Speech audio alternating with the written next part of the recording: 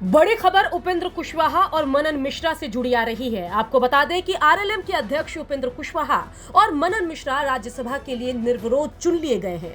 मंगलवार को राज्यसभा उपचुनाव के लिए नाम वापस लेने की अंतिम तारीख थी और बता दें कि इन दोनों के अलावा किसी और उम्मीदवार ने नामांकन नहीं किया, इसलिए नाम वापसी के समय समाप्त होते ही इन दोनों नेताओं को जीत का सर्टिफिकेट विधानसभा सचिव ने दे दिया, जिसके बाद अब उपेंद्र कुशवाहा और मनन मिश्रा राज्यसभा एमपी हो गए हैं। इस मौके पर उपेंद्र कुशवाहा क्या कुछ कह रहे हैं, जरा सुनिए।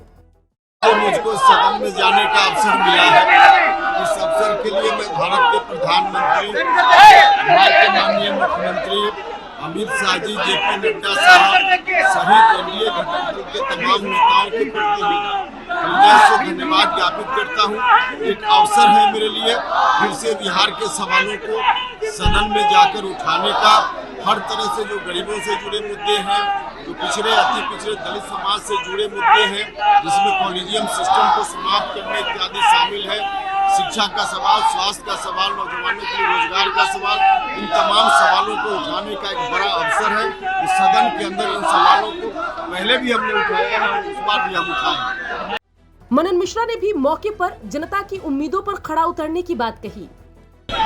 जो जिम्मेदारी बहुत बड़ी है, जो जिम्मेदारी पार्टी ने हमें दी है उसको बखूबी निभाऊंगा। सभा में बिहार से जुड़े मामले को उठाएंगे आप? अवश्य, उसी के लिए हमको जिम्मेदारी दी गई। बता दें कि उपेंद्र कुशवाहा और मनन मिश्रा के जीतते ही राज्यसभा में बिहार से एनडीए का अब 10 सीटों पर कब्जा हो गया है। अभी बिहार में राज्यसभा की 16 सीट है। राज्यसभा में उपेंद्र कुशवाहा का 2 साल जबकि मनन मिश्रा का 4 साल वाला कार्यकाल रहेगा। आरजेडी नेता मीसा भारती और बीजेपी नेता विवेक ठाकुर का लोकसभा चुनाव जीतने के बाद ये दोनों सीट खाली हुई थी।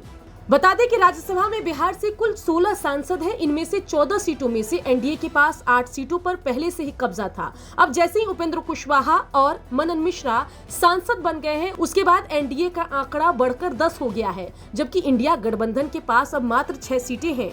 दलों के हिसाब से बात करें तो बीजेपी के 5, जेडीयू के 4, आरजेडी के 5 और कांग्रेस के 1 राज्यसभा सांसद हैं। उपेंद्र कुशवाहा की जीत के साथ ही आरएलएम के भी 1 सांसद राज्यसभा में हो गए हैं। अब देखना होगा कि राज्यसभा में उपेंद्र कुशवाहा और मनन मिश्रा किस अंदाज में अपनी बात रखते हैं। ब्यूरो रिपोर्ट, बिहार तक।